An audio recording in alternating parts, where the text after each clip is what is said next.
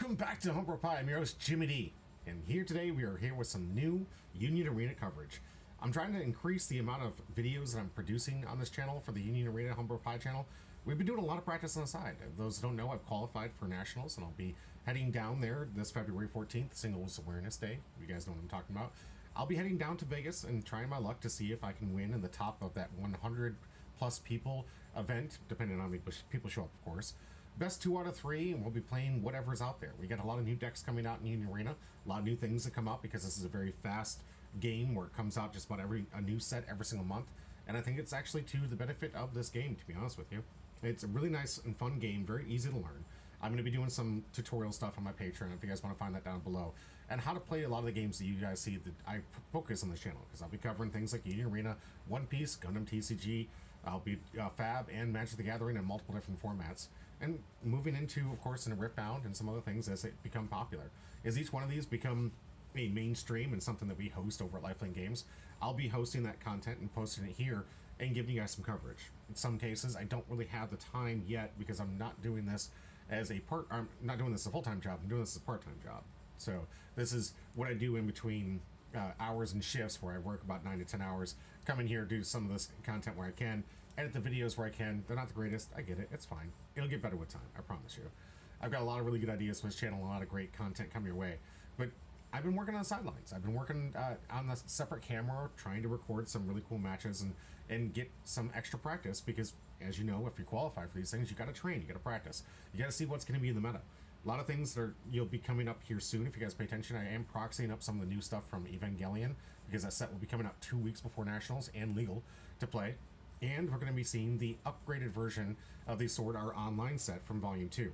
That's going to be introducing quite a few new cards that are going to improve a lot of the decks that are kind of being power crept.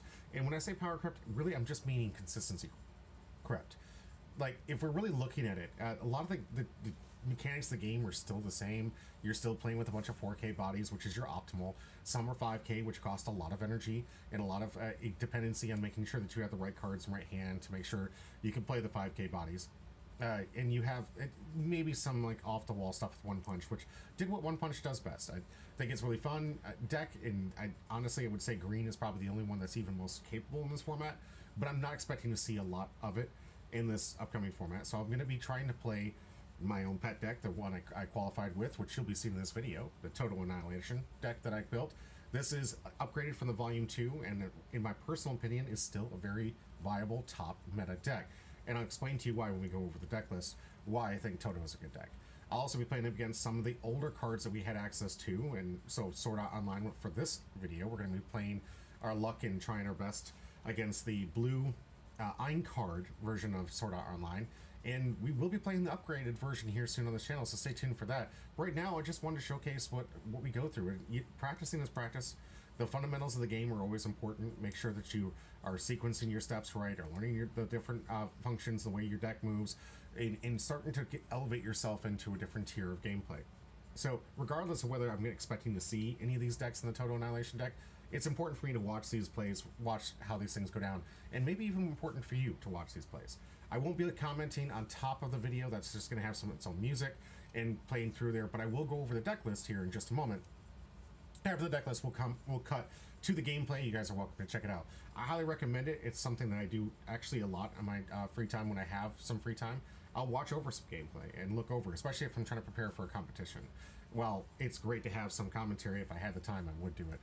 But the reality of the fact is, I want to see something up there so I can walk through the plays, maybe see some lines where I might have made some mistakes, and maybe even figured out something different about the tempo. Because there's levels of gameplay that I'll maybe introduce into my Patreon of card game.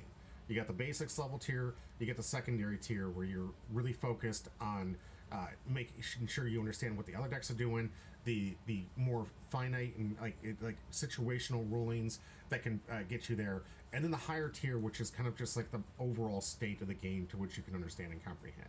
These 3 phases will lead you into a more competitive sphere. Won't guarantee you win, but it'll give you a higher chance. Considering all these games are based on luck, you have to figure out how to beat the luck, and the only way to beat the luck is to play more. Play more, play more, play more. Eventually you will get the win as long as you keep putting in the effort and keep trying. Which, of course, you really want to crawl through these tiers. And I'm hoping that after you guys watch me live, you guys watch me here, you'll start gathering some of that information of, first I'm going to learn the fundamentals of the game, learn the basics, make sure what's legal, what's not, how am I progressing the hand, how am I thinking it through. Next level, how am I looking at the overall game state, how am I looking at, in this, am I keeping tempo, am I keeping pace, what should I expect from my opponent, what is this deck trying to do, can I interrupt that, what that deck's trying to do. And the higher level is the overall game state control, where you're trying to make sure that in every single instance you're making the best decision based on what's available to know about the decks. Since you already understand what decks are doing, what they're trying to accomplish, you can relatively well expect what your opponent's going to do on their turn and try to defense yourself against it or fortify some ways, and even build decks that counter that current meta or current meta strategy.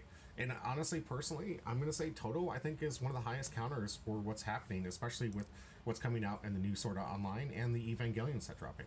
We're seeing a lot of these decks, even Toguro Brothers, where they're trying to push these higher energy requirements for some amazing cards and some big impact. The problem is you're needing to rely so heavy on making sure you get that energy, and if you can disrupt that flow and you can punish it, Todo is the deck for you. It is a deck that, one of the very few decks outside of Burning Kenshin, which has a similar-esque way of dealing with it, but there's very few decks that can mess with your opponent's energy line and really start screwing up with the way that they're trying to sequence their turns and ensure that you're going to be able to get to what you want to do. And once you get to that level, you're probably going to be performing pretty well. You're guaranteed to win? Absolutely not, because luck is always going to be a factor, and remember that. It's one of the best things about this game, and sometimes one of the worst. Without further ado, let's get into the deck list, and we'll talk about what we're going to be playing again today. I'll be playing Divine Lotus versus his blue Aincrad deck that he's been building and had together for a while, and has been told it's still pretty good, and I kind of agree with him. I think it still has a lot of potential. Let's find out why.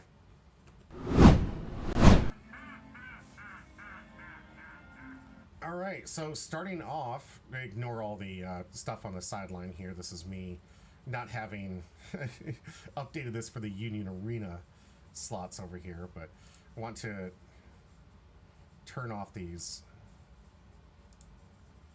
There we go. Commanders on the left-hand side here, but that's for my One Piece channel.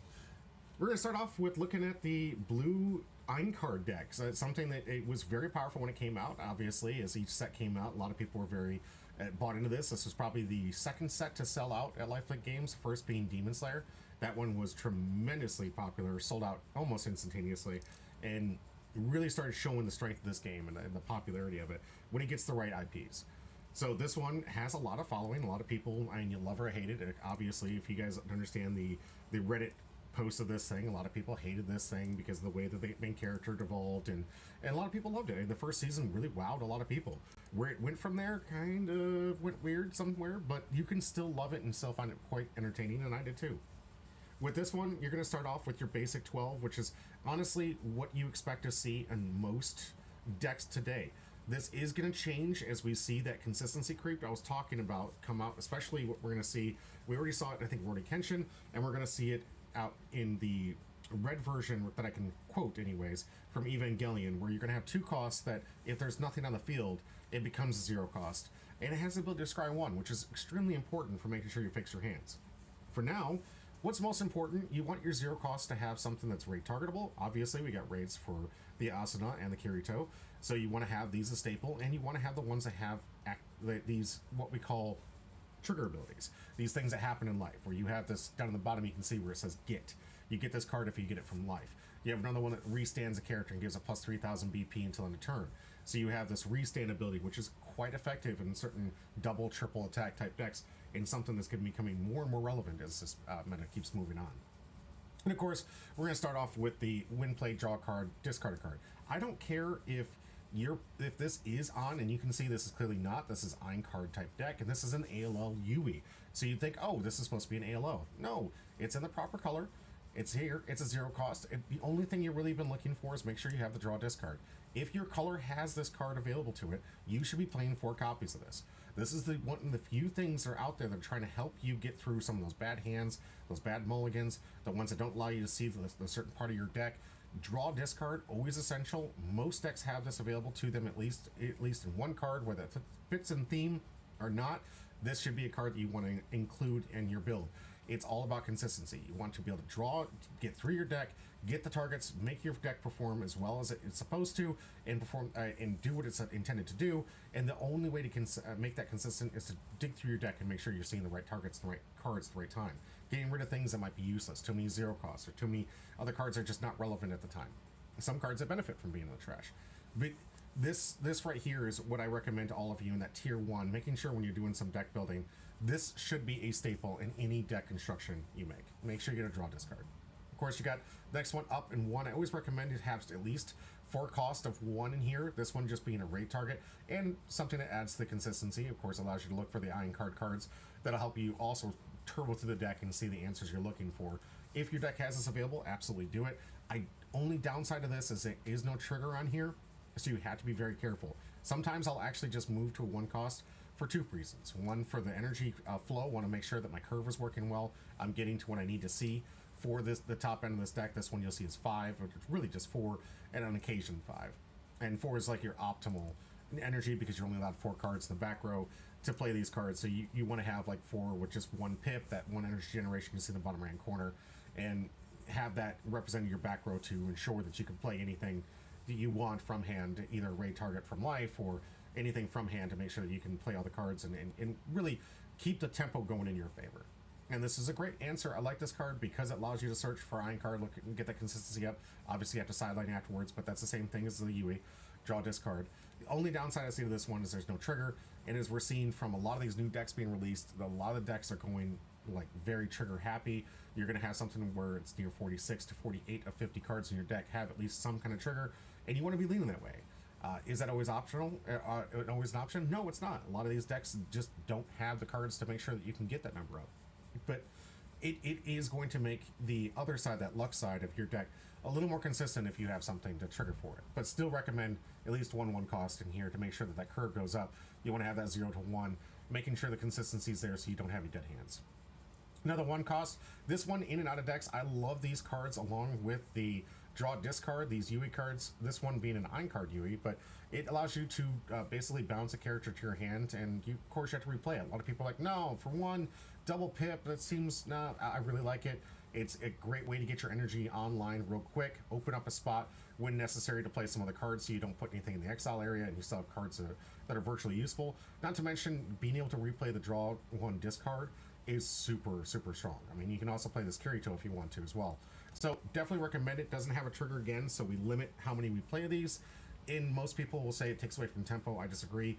When you're leaning on decks that need certain energy costs, these are still extremely effective and can help with the consistency of your deck. Next, the 2 cost is Asana, which is really feeding into what this deck likes to do, move things back and forth. There's a lot of swapping in areas and rows that powers itself up by moving characters from one row to the next. Mostly through real abilities, not the movement phase, but during abilities, you're moving these things. This one gets a plus 1000 BP. So nice little 4K swing for 2. It's really strong. Yui, having a great win play. You get to choose one of the following. Look at the top 2 cards, reveal up to 1 character card. So we're looking about consistency here. Add it to your the remaining cards to the bottom of your deck in any order. And then you can play up to 1 character with a cost 2 or less required energy, 1 AP cost, and from your hand set to resting on the field. So another 2 for 1. 2 for 1's always very strong. This one has a trigger. This one's, I think, always going to be in, even though it's ALO, because it can play a lot of these other characters we've just already mentioned out of that 3rd turn to can guarantee your back row has a raid target available, because in this deck you're going to be really worried about making sure you have something Asuna and Kirito can raid atop. You have this Asuna that moves up here if Kirito's in the field, it gains impact, very strong. Need this in the late game. You usually want to save this because you want to make sure that last hit hits. This is usually how games get won, is by impact. In the early stages, you don't defend it. It doesn't matter. Impact is irrelevant. It's going to hit. Don't block. But in the end game, where you need to get that last hit, this is the kind of effect you really want to have. Another one here, this is a once per turn, but this one gains plus 1000 and impact if it was moved outside of the movement phase. So following in with that theme, you have your enabler here. If in the front line at the end of this character's attack, you may swap it with Asuna in the energy line, so you can activate immediately for an additional attack. In the back row, if you have these Asunas in the back row, and swap in for an additional attack and give it impact, which can be quite devastating in the late game. Additionally, you have this one, when played, you may choose another character and both of your front line and energy line and swap them.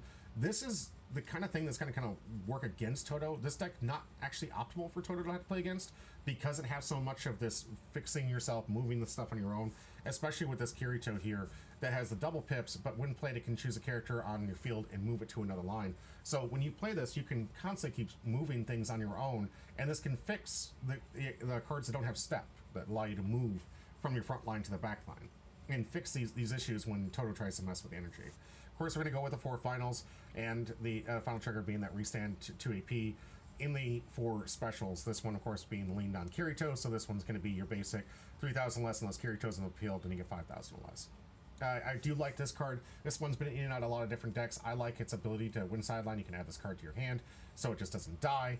Fits really well narratively. Yes, it's 2 AP, but a 4,000 body that has Nullify Impact that you can keep in your hand, can stall out the game pretty well. It's really nice in the late game, and that damage 2 is always a threat. So this one will probably receive more blocks than your impact ones, meaning it can work as an additional point of removal, which, as we've been seeing this game grow and grow, when we get into my next deck list with Todo, you're going to see 8 pieces of removal are almost standard pro quo here. And this one is lacking a bit on the removal side, but is not lacking on the power side. When it has all these different consistencies of moving things up for 5,000k swings and impact hits. Moving on to my deck for Todo, this is the very same deck list. I took 2 nationals, or took down to the regional qualifier down in Texas and qualified with. This deck performed really well. I picked it because green was going to be the most consistent color. Everyone was on that green Lancelot deck from the Code Geass, and of course, if you're energy dependent, this is a deck for you. And something I'm seeing more and more from the new cards that are coming out, this deck is a great choice for you to mess with your opponent's energy line. You're seeing a lot of 6 and 7 cost characters that you're going to have to be raided upon, and when an opponent is looking for 6 and 7 type raid type cards, you've got to remember the back row can only have so many cards. It's 4. That means if I want 6, I need to have at least 2 double pips in the back row, which means I'm going to be digging for double pip cards. If I want it to be 7, I need 3 double pip cards in the back row, which is not always easy, because remember, if you look at the 0 cost and 1 cost, you're mostly filling up with single pip for your energy line. Well, as those things kind of like retire out and move through, you're going to want to make sure that you have that energy in the back row. Well, Todo has an amazing ability, a raid card that says when it comes played, you get to swap a character from your front line to the back line, and comes with damage 2. Plus 2,000, kind of irrelevant, but can be, I guess. It gives it 6,000 power for the turn, but the damage 2 really makes this a target you want to block, which gives you another form of removal, because damage 2 often will see blocked, obviously, over impact. And I get to pick those double pips that you might be struggling to get and pull it to the front line, preventing you from being able to play cards or get your ramp out, or forcing you to take more turns to try to build up your energy line before you can go off on me. And a lot of decks, especially in the late game, you're going to see people playing raid after raid, or putting up these massive board stakes, these 4 rows, and there's just massive swinging decks. If you're taking apart their energy line and force their energy up to the front where they can't really raid on top of, like cards like Miwa, just for an example, Miwa doesn't have a raid. If it just got pulled up to the front line, I'm going to be a little miffed, because I've got the double pip that I can't raid, can't do anything with. It's got 3,000 power, almost vulnerable to red color triggers. But honestly, removal anything can get rid of this. Most cards with that 3,000 power or less type of effect that sometimes sees play. And speaking of 3,000 less, this is one of them. The Ultimate Meki Maru, which has that 6 cost. This one can remove a character with 3,500 or less BP, or choose a site. When sites become relevant, this is going to be extremely powerful. But if you have 5 or more, or a Miwa on the field, of course, it says impact, which is super strong, and you want to have this for some kind of answer to punch in that last bit of effort, because of course you can wall up against this deck, or used to be able to wall up against this deck, constantly chumping. So long as you kept up characters and kept the board state, you could stall the game out if I didn't have the impact to finish it off, or some way to remove some of your characters. And that's where this really kind of powered this deck up, giving it another 4,000 body with impact and removal on top of it. That combos really well with this 3 cost Kokichi Muta, which is the raid target for this card. But when it gets played, if you have 5 or more Miwa, you get to reduce a character by 1,000. So that means you can potentially get rid of a 4,000 if you combo these 2 right and correctly. Other strong card for this one, the Todo bounce, or basically the movement, just like we saw from the last one. I love playing this to the front line, swapping it to the back, getting that double pip, and giving myself an attack target. It works really well with sequencing and trying to build up my energy line, getting up to that 4 cost, put it at the front line, get an attacker up there to get an additional attack, and then have a really cool raid target in the back if necessary for my Todo from life if I hit it. Not to mention just great other cards that can raid upon. You get that Goodwill event. This by far one of the strongest cards in this deck. Unfortunately, just can't afford to play with too many of these because it is reliant on having cards in the graveyard or in the sideline, if you will. But this one can bring cards back, and I let you raid from there, so I can bring back Todo, bring back Mekimaru, all kinds of things in the late game with this card in my hand, and make sure that I even if they do remove my stuff, I still have answers. Arguably one of the best removal in the game, in my personal opinion. I love this one. It's only a 3 cost. It bounces a card with 5,000 or less to your opponent's bottom of their deck, and basically puts the bottom card in their sideline, or the rated card in the sideline if it is a raid target. But you bottom deck it. They're allowed to play a card with 3 costs or less, required energy from their hand resting to their front line, which means that if they were going to play a 3 or less, which are usually your energy developers, you're allowed to play that to your front line, and you don't get the on-play triggers. So don't draw a discard, none of that stuff. You have to basically force a rested character that you would probably want to use in your back row, and people are like, oh, that's bad because I get to carry a card. That's not a card you want to be playing in the front row. If you're taking that option, you really should think twice about it, because most of the time 3 less is where the energy's at. And of course, if there's Todo out there, you get to draw a card. But the bottoming, decking, preventing them from being able to get it back. There's a lot of cards that play on the sideline and feed on the sideline. This is extremely good. 3 cost, 5,000 power or less removal. Super, super strong. And of course, it got special from life because you need 4 of those. But it is arguably one of the best specials in the game. And we're going to see this one go up head-to-head against the blue Aincrad deck right after this. Hope you guys enjoyed this content. Remember to like, comment, and subscribe down below. Fade that up there. Enjoy the video. Enjoy the music. Vibe out. And see what you would have done differently in this matchup. Until next time, stay humbro.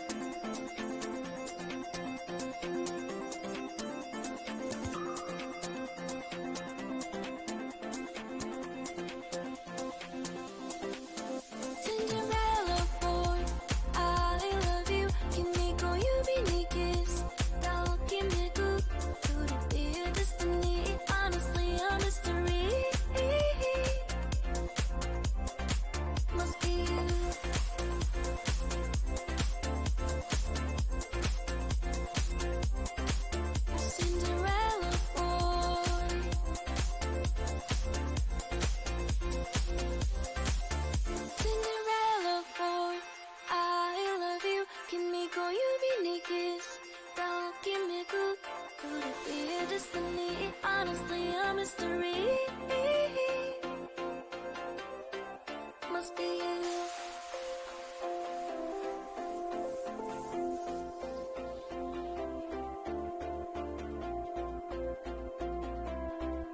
Cinderella, will you be there?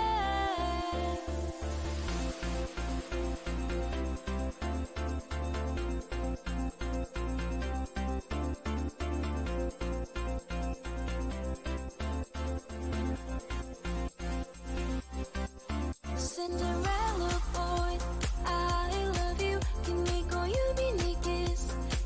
Kimiko, could it be a destiny? Honestly, a mystery. Must be you. Gotta be you. Must be you.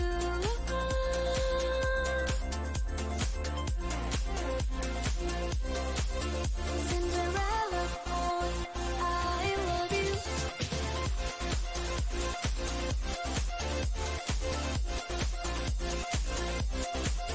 Cinderella, will you be there?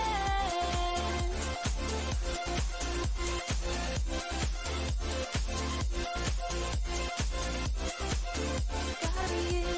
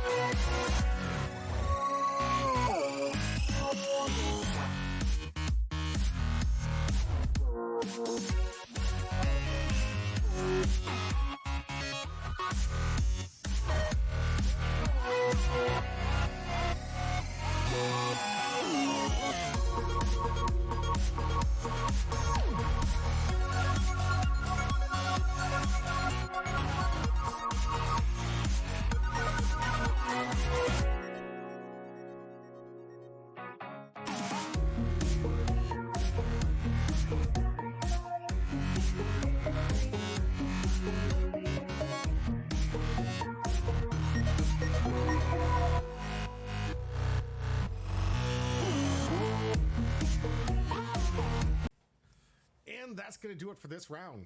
If you've been here this long, hit the like and subscribe button. Help us out. We're a growing channel and just trying to get out as many TCGs and coverage for you guys at home. Brought to you mostly by the people you're seeing scroll over here, my Patreons.